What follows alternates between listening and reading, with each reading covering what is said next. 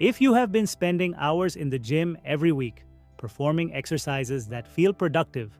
that create a pump, that make you sore the next day, and that have produced almost no meaningful change in your muscle size or strength over months of consistent effort, then this video is going to do something that most fitness content refuses to do. It is going to tell you specifically and precisely which exercises the peer-reviewed hypertrophy research identifies as the most effective for each muscle group based on 3 measurable criteria, and eliminate the guesswork, the variety for variety's sake, and the social media exercise selection that is keeping your program busy without making it productive. The 3 criteria that the science uses to evaluate exercise effectiveness for hypertrophy are: first, the degree to which the exercise loads the target muscle at a long muscle length in the stretched position. Because research from 2021 through 2023 by Mayo, Casiano, Pedrosa, and colleagues published in peer-reviewed journals has confirmed that stretch-mediated hypertrophy, muscle growth driven by mechanical tension at long muscle lengths, produces 40 to 60% greater hypertrophic adaptation compared to training at shortened positions with identical volume and load. Second, the degree to which the exercise allows systematic progressive overload through measurable load or rep increases over time. And third, the degree to which the exercise recruits the maximum percentage of motor units in the target muscle simultaneously, because motor unit recruitment depth is a primary determinant of the hypertrophic stimulus generated per set. For the quadriceps, the research-supported best exercise is the full depth squat performed to a depth where the hip crease passes below the knee, and the reason this movement tops every evidence-based exercise ranking for quad development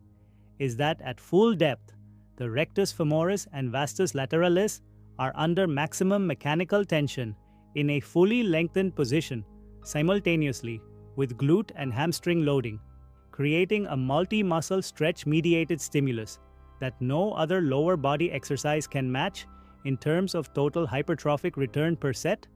And a study comparing partial to full depth squats found that full depth produced significantly greater quadricep hypertrophy over 10 weeks,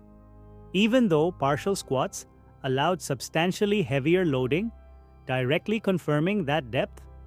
which determines the muscle length at which tension is applied,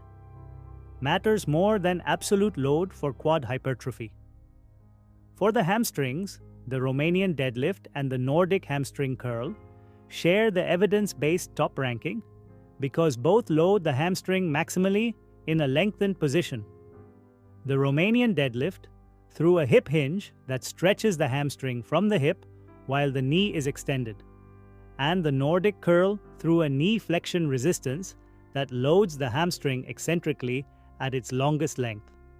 And a study by Bourne and colleagues comparing Nordics to leg curls found that Nordic curls produced 65% greater bicep femoris hypertrophy despite lower absolute loading, which is one of the most dramatic demonstrations of stretch-mediated hypertrophy superiority in the entire research literature,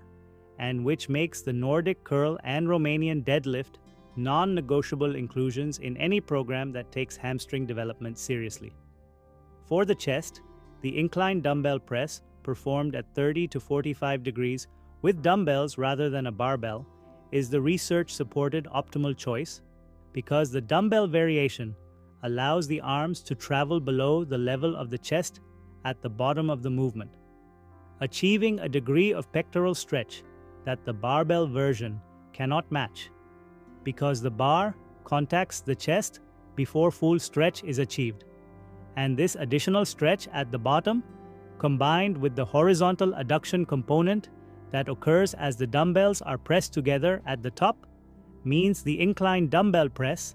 loads the clavicular head of the pectoralis major through a greater range of stretch-mediated tension than any barbell pressing variation, while the cable crossover, performed with cables set at the lowest position and hands brought together above the head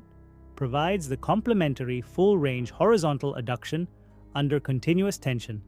that free weight pressing cannot supply due to the fixed gravitational force vector. For the back,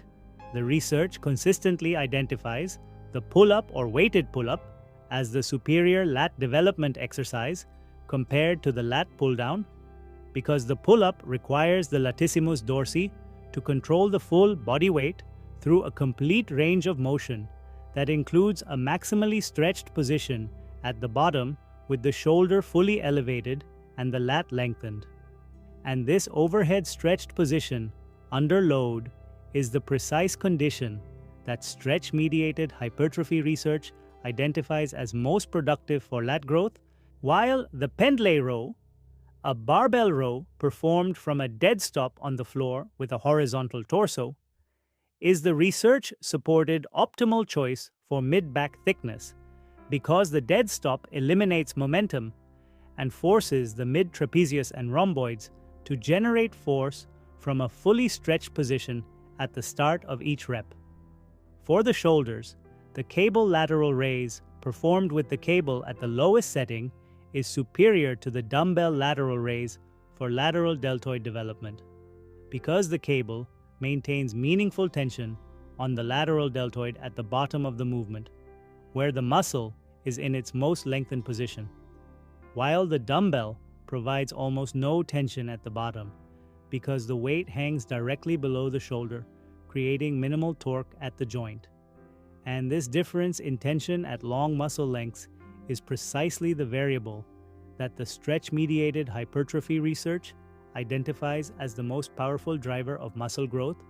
meaning the cable lateral raise and dumbbell lateral raise feel similar in execution, but produce measurably different hypertrophic outcomes when performed with identical volume and effort over the same training period. For arms specifically, the incline dumbbell curl is the most effective bicep exercise because the incline position places the shoulder in extension, which stretches the long head of the bicep across both the elbow and shoulder joint simultaneously, creating a degree of bicep lengthening impossible in standing curl variations. And the overhead tricep extension is the most effective tricep exercise because it is the only common movement that loads the long head of the tricep, the largest of the three heads, in its fully stretched position with the arm raised overhead.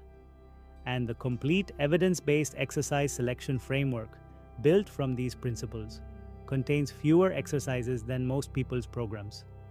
trains every muscle group with greater hypertrophic efficiency than any exercise variety-based approach, and produces more muscle growth per hour of training time than any program built around exercise selection, driven by feel, tradition, or social media, rather than the three criteria that the hypertrophy research has identified as the actual determinants of whether an exercise deserves a place in a program built for maximum muscle growth.